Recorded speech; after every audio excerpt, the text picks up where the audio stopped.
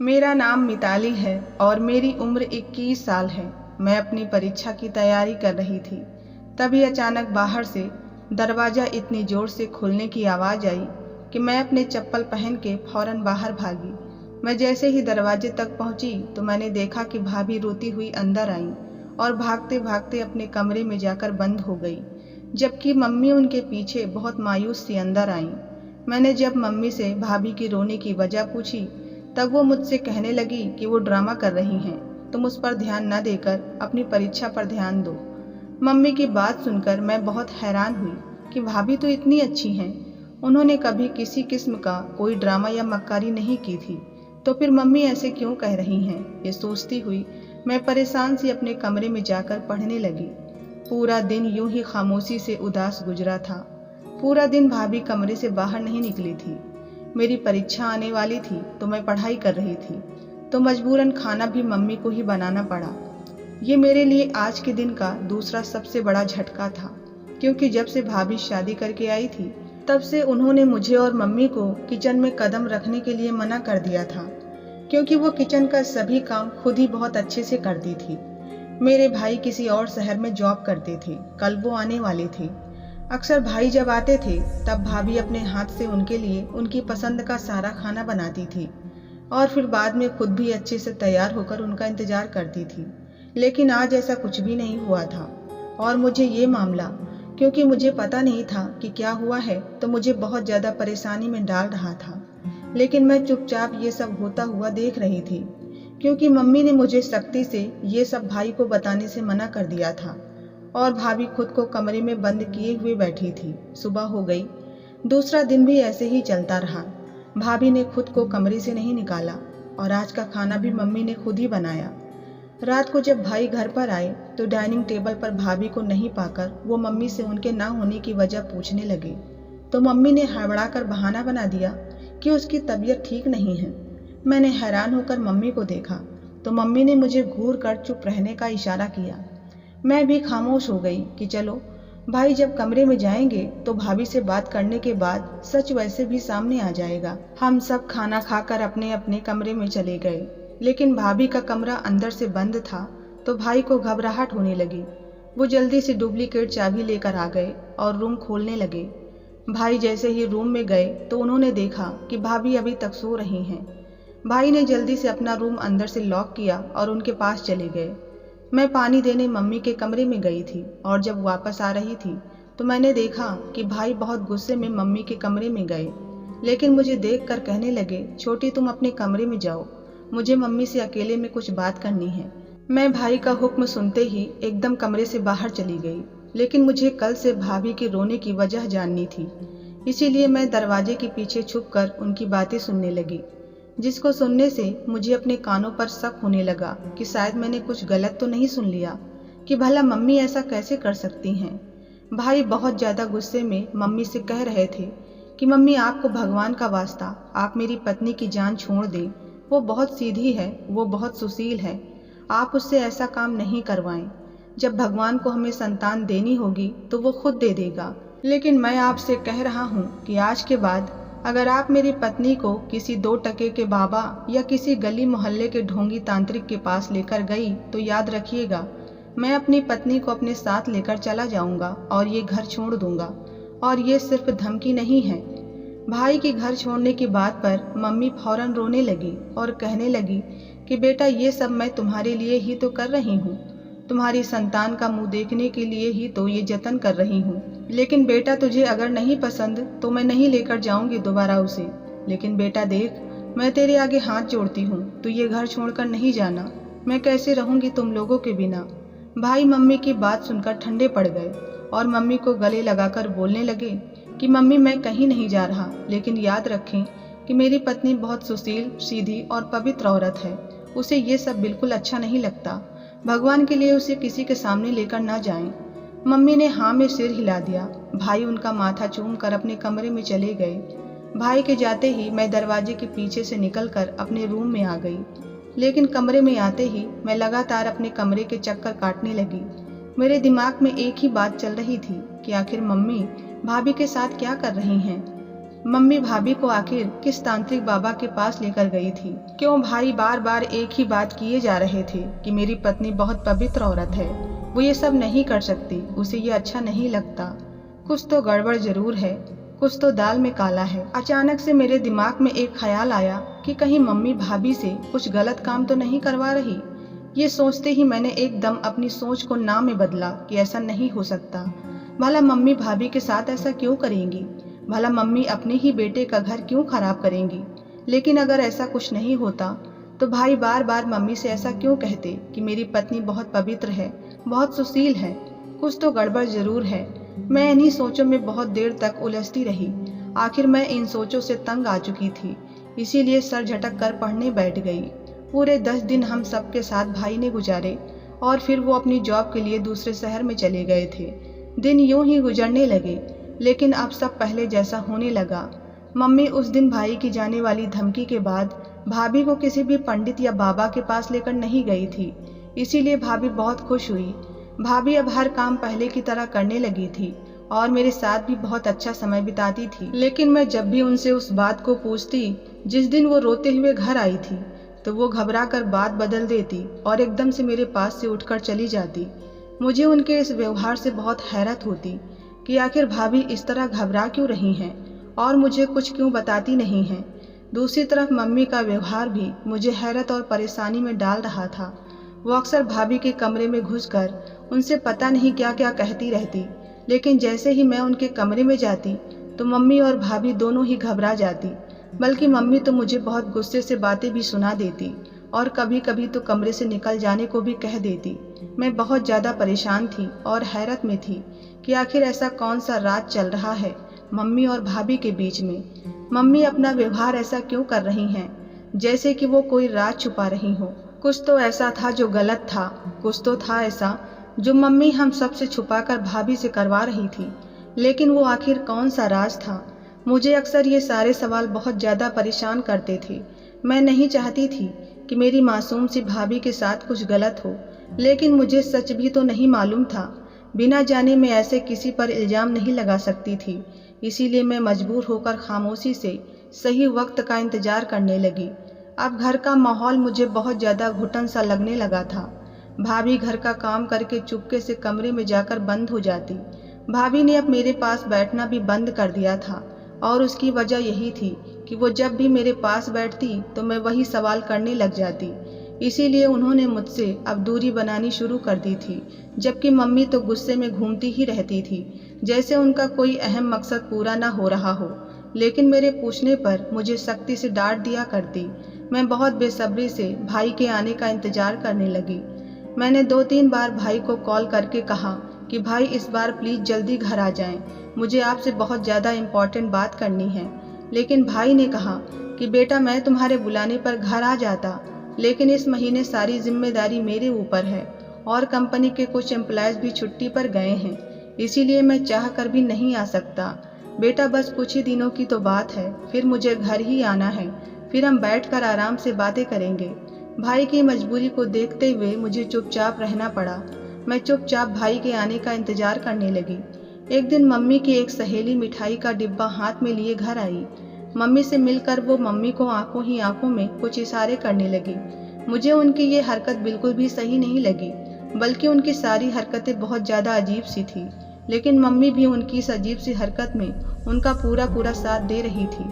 थोड़ी देर गुजरी थी, तभी भाभी नाश्ते से भरी ट्रे लेकर आई।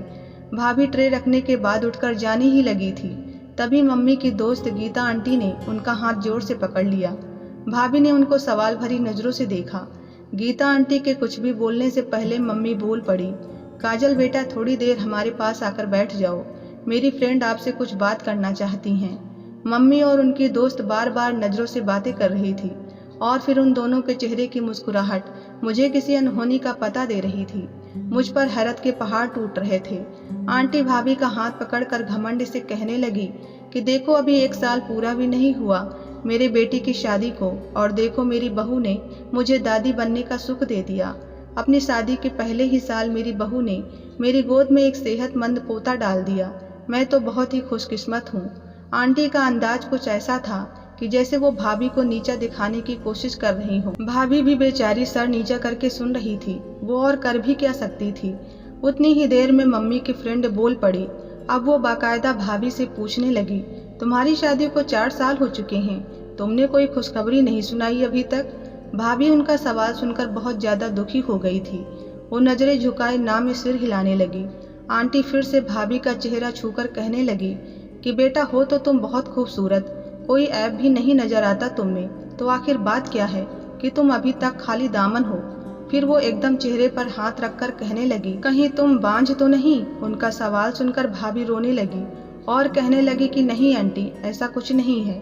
जब भगवान को मंजूर होगा तब भगवान मेरी झोली जरूर भरेंगे। जबकि आंटी भाभी की बात सुनकर अपना चेहरा मुरझाकर बोली कि बेटी, प्रार्थना के साथ साथ दवा और झाड़ फूंक भी जरूरी है, लेकिन आजकल की जनरेशन को कौन समझाए। उनकी बात सुनकर भाभी अपने आंखों से आंसू साफ करके अपने कमरे में चली गई। आंटी भी मम्मी से मिलकर चली गई।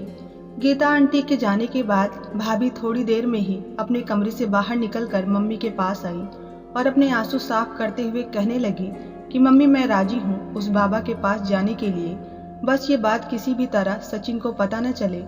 मम्मी मुस्कुराकर कहने लगी, ये तो तूने बहुत अच्छा फैसला किया, और भला मैं क्यों बताऊंगी अपने बेटे को, बल्कि तो ये ख्याल रखना कि किसी भी तरह ये बात उसके कानों तक ना पहुँचे।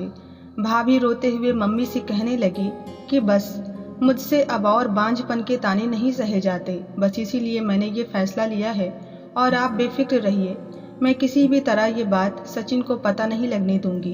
भाभी ये कहते हुए और रोते हुए दोबारा अपने कमरे में चली गई, जबकि भाभी के जाते ही मम्मी भी हंसती हुई अपने कमरे में चली गई। मम्मी का ये व्यवहार मुझे बहुत अजीब लगा, इसीलिए मैं धीरे से मम्मी के पीछे जाकर उनके दरवाजे के पीछे खड़ी हो गई। मैं अंदर झांकने ही लगी थी कि मैंने सुना कि मम्मी कह रही थी कि वाह गीतू, क्या एक्टिंग की है तूने, देख तेरा नाटक काम आ गया। तेरे जाते ही मेरी बहू मेरे पास आई और वो सब करने के लिए राजी हो गई जिसके लिए शायद मैं उसे कभी राजी नहीं कर सकती थी। देख गीता, तेरी एक चाल में ही मेरी बहू उस बाबा के पास जाने के लिए तैयार हो गई। अरे मुझे तो अभी तक यकीन ही नहीं आ रहा कि मेरी बहू उस बाबा के पास जाने के लिए मान गई है। मम्मी खुशी खुशी बोले जा रही थी, लेकिन मुझे ऐसा लग रहा था कि मैं अब और यहाँ पर खड़ी रही तो मैं अभी चक्कर खाकर गिर जाऊंगी। मेरे लिए यही सोचना ही जान का बवाल था कि मम्मी ने किस तरह भाभी को अपने इस घिनौने जाल में फंसाया था। मम्मी भाभी के कमरे में जाकर भाभी से बोली कि कल शाम को तैयार रहना, शाम 5 बजे बाबा के पास चलेंगे। मम्मी और भाभी तो रात का खाना खाकर अपने अपने कमरों में जाकर सो गईं, लेकिन ना तो मुझसे खाना खाया गया और ना ही मुझे पूरी रात नींद आई।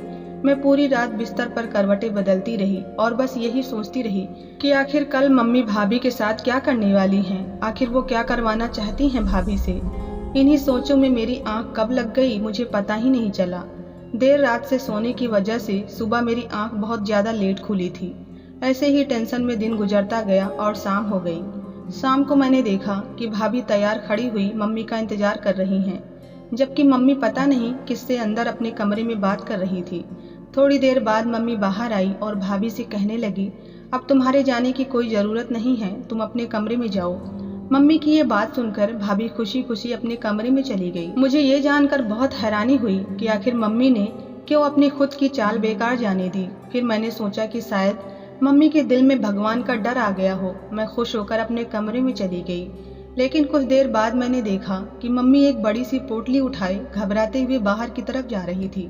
मैंने मम्मी से पूछा कि आप इस तरह कहाँ जा रही हो, तो मम्मी फौरन गुस्से में बोली कि मैं तुम्हें जवाब क्यों दूंगी, तुम मेरी बेटी हो या मैं तुम्हारी, इसीलिए चुपचाप अपने कमरे में जाओ, मैं थोड़ी देर में आ जाऊंगी। मैं मम्मी का ये व्यवहार देखकर बहुत हैरान हुई और फिर चुपचाप किचन में जाकर अपने लिए चाय बनाने लगी।